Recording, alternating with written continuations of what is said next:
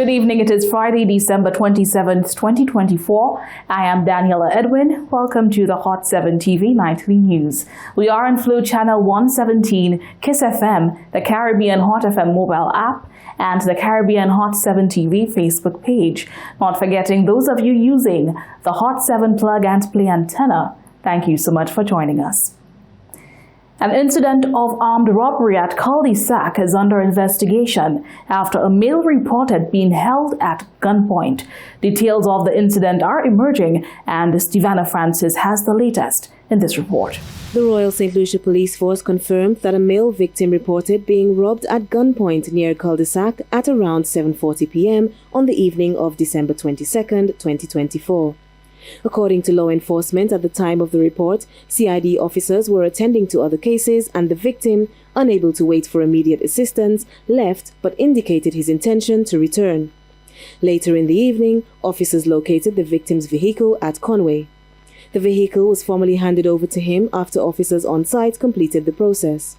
The circumstances of the robbery and the suspect's identity remain under investigation.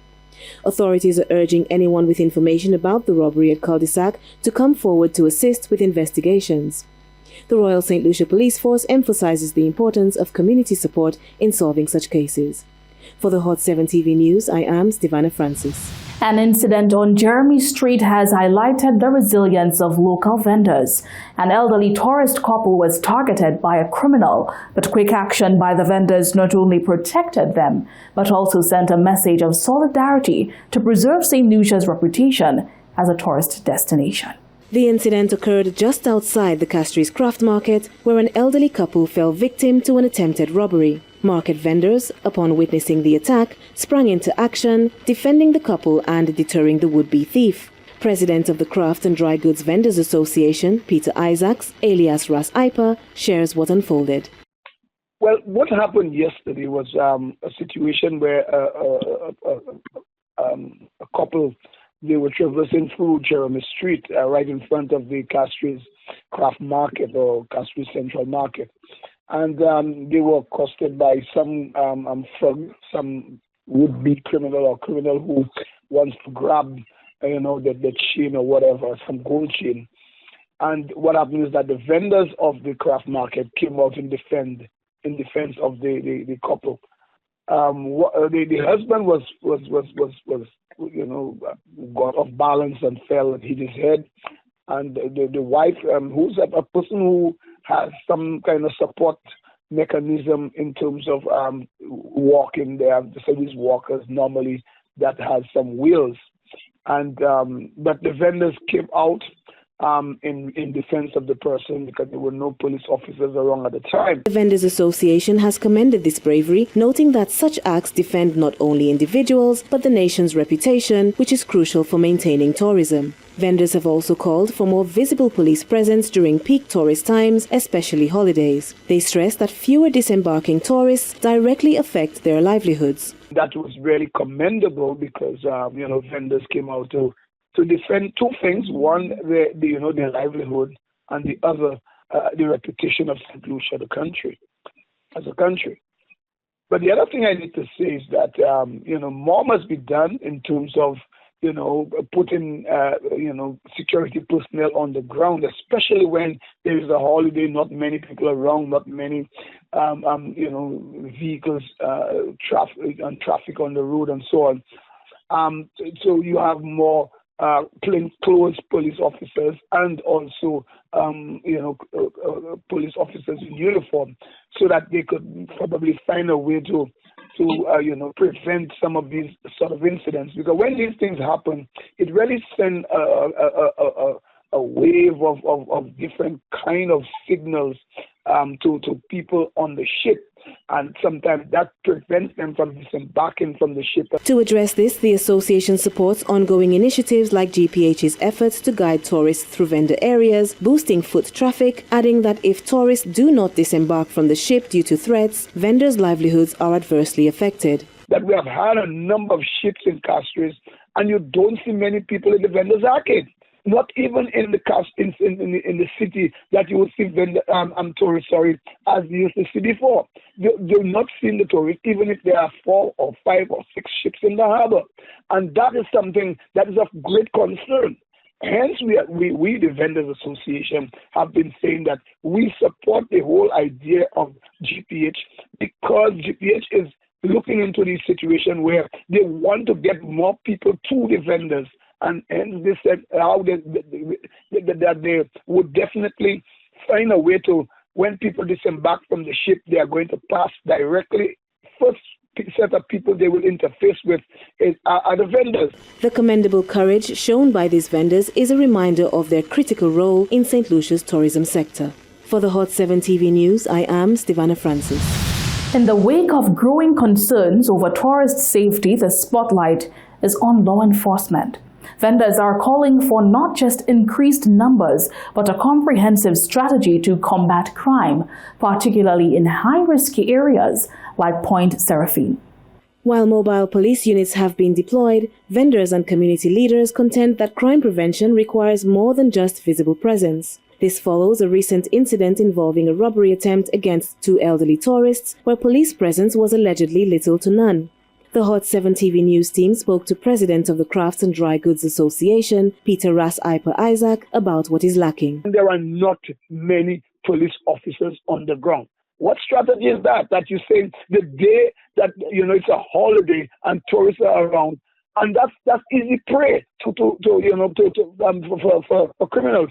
That people are around and there are not many people on site to see what they're doing. That's the time they will take chances. Hence, you see what really happened just recently, yesterday in fact, where they took the chance on an elderly couple and the vendors came out in defense. So I'm saying, while things like mobile policing and all of that, and you have mobile vehicle or mobile police station and all of that, we need to also have a proper strategy in place to deal with these things. And that's the problem in St. Lucia. The criticism centers around a lack of clear strategies. Isaac highlights a lack of knowledge on the presence and contact number for the mobile unit, making immediate responses difficult. Meanwhile, he calls for additional training and smarter deployment strategies. We need to know if there is a number that we can reach them. If the mobile unit has a telephone number and we can know and reach them to that number when something happens, so that it could be quick response. We need to have a proper strategy to deal with crime, not just putting more police officers on the ground, but it's when and where they should be located. I saw a number of police officers on the ground, but guess what? There was a moment I saw 7 police officers together. Is that a strategy? 7 police officers in one place, in one area, just stand up and looking around or walking around, 7 of them walking around. That's not a strategy, in my opinion. I think that they should be spread out. They should be placed in strategic locations and things of that sort. According to Isaac, the demand is clear: a robust, well-communicated plan to tackle crime effectively. Vendors like Isaac continue to advocate for better policies that prioritize both safety and the sustainability of their trade. For the Hot 7 TV News, I am Stevana Francis. St. Lucia is stepping into the digital spotlight as efforts are underway to introduce a professional esports league. 2 of St. Lucia's youth presented an initiative that seeks to reverse stigma surrounding sports gaming, highlighting its educational potential and inviting regional and international involvement to promote tourism and awareness. Rin Kej King and Dequan Charles have partnered to launch a groundbreaking initiative that aims to position St. Lucia as a hub for digital innovation whilst transforming the perception of esports in the region. The stakeholders hope to redefine gaming as more than just entertainment, linking it to education, career opportunities, and cultural development. They share what inspired them to pioneer such a league in St. Lucia. Esports is an ongoing and growing activity that is international. Just the other day, I was watching some esports games live, and they had well over 45,000 live viewers on YouTube and on Twitch. So I believe promoting esports in St. Lucia would be a good activity to send the youth, because I know we have a lot of gamers, but some of them aren't able to play it competitively because of the equipment and because of their resources. So I believe that having the league in Saint Lucia will help show that we have gamers that could handle the professional league, and we could sponsor them and send them overseas to play competitively and have a chance to win these cash prizes, because it is a lot. At the heart of this movement is the drive to build a gaming community that prioritizes competitive regional sportsmanship. Charles shares the league's operational structure and the esports league's gaming focus, as they are currently open to public comment and recommendations on creating an organization that reflects the interest of all potential members.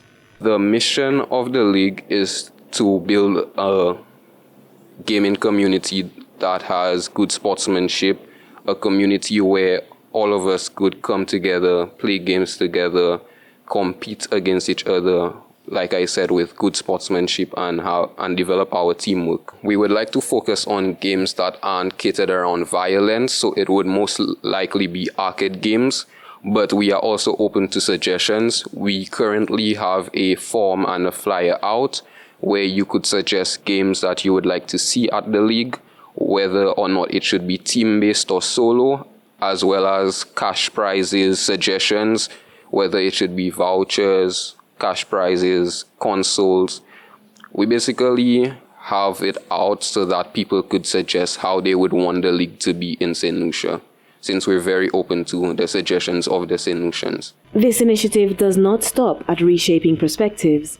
It also aims to place Saint Lucia on the global map by inviting international and regional teams to participate in events hosted on the island. Organizers believe such events can drive young Saint Lucians seeking to do something different to monetize their gaming talent. The development of an esports league is integral because it is an international thing. It is very widely known, and we believe that it will give gamers here the chance to realize that their skills can be put to use. Like an athlete, imagine an athlete not being able to show his expertise on the track to be able to run. A gamer just sits, plays their game, and that's about it. They don't see an avenue for them to gain money from what they do and expose their skills.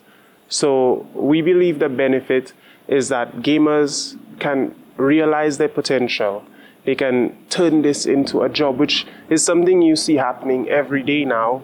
When you think internationally, Americans, they stay, they stream, they do what they love, and they can make money off of it. So we would like to be able to integrate that here to show that there is another viable pathway to monetization of your talent, of your hobby. And we believe it would be a huge benefit to a lot of young Saint Lucians out there looking for something else. As the team pioneers this bold step, the hope is to see local talent thriving, parents embracing esports as an added educational tool, and the island welcoming global audiences despite possible challenges. They plan to host the event during the summer on Saturdays as part of a solution to challenges and stigma. So in terms of challenges, our biggest challenge we think would be schools and parents, possibly because there is a stigma around younger persons playing games, but we hope to help schools realize that our goal isn't to push these students to only play games, however, to do well academically, whilst also being able to pursue their interests. With the integration of both regional and international players, we see Saint Lucia possibly becoming a hub for esports, thereby increasing tourism awareness. So we have international players coming down now. International persons are looking to the streams, possibly looking to visit Saint Lucia because there's viewership of the destinations where the esports events are being held, thereby increasing tourism in the country. So we believe overall it could just have a positive effect locally and internationally. A new age of digital culture and collaboration is on the horizon for Saint Lucia. The duo hope to attract additional partnerships, sponsorships, and funding to further propel the initiative as a mainstream event. For the Hot 7 TV News, I am Stevana Francis. Still in the first segment of the broadcast, the POV. Today we asked, did you enjoy Christmas and did you feel the festive spirit, or was it a bit quiet? Here is what you had to say.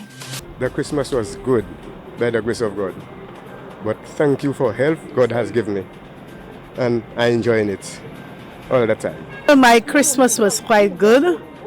Actually, the reason for the season is Christ, and He's always with me. So whether or not I did anything exciting, Christmas would have been special, but I'm happy to know that I got up healthy and strong, though I was tired. But thank God for life, and I was able to go out and do a tour with some visitors coming in from the cruise ship, and and I helped to make their day special, and they helped to make my day special, and I was able to visit some friends after. So I thank God that He gave me the strength to do so. So I want to encourage everyone to remember, first of all, in all our merriment, that we remember that Christ is the reason for the season, and we strive to have Him in our lives going forward into the new year, and this will give you hope for the future. Amen. I am less persuaded now, after growing from childhood, to indulge myself in that Christmas activity. I'm not saying that it is not something that we should not do, have festivals, but in the name of Christ, and it's more a misguided practice that we have been going through all these years. And as a result of that, I maintain the same profile during Christmas as any other day. My Christmas was great. I would say I had it peacefully for this year. Thank God for that. He gave us life. And I visited my neighbor, which was very good of me. And I must say, God bless us with all different kind of stuff, and which I appreciate it very much. Well, Christmas is still going on for me. I'm still in December. My Christmas starts from the 20th until the 31st. So my celebration with Christmas is when December 20th reach, no sleep, no fish, no chicken, no saltfish, only meat, cabrit, beef, cochon, mouton. This Christmas was wonderful to me. So far, no violence, nothing. Let me keep it so. Let we have a good square, and let we enjoy each other, violence-free, enjoy ourselves in Saint Lucia. Christmas was great in Saint Lucia. People are super nice, the weather's great, and it's a great spirit here. City Walkers is great company, and we have the best tour guide, George. I would recommend it to anybody. Christmas in St. Lucia has been absolutely wonderful. The people are great. The weather is just perfect. And if you're ever here, City Walkers is a tour guide for you, especially George. I guarantee you'll have a great time. Christmas was very enjoyable. I enjoyed the Christmas. And right now, we are on City Walkers tour. I have my crew with me, my guests, they are with me, and we're having a great time. So City Walkers is the best company that you should talk to. We do food tours, walking tours, and we tell you about Saint Lucia history tours. It is great. The guests are enjoying our tour. So we're doing very well. Look out for our reporters or head over to our Facebook and Instagram pages at Caribbean Hot 7 TV to share your point of view on trending topics in the news. We would love to hear from you. Coming up next, the Prime Minister responds to opposition critics and says the health and security levy is not enough to cover health and security expenses.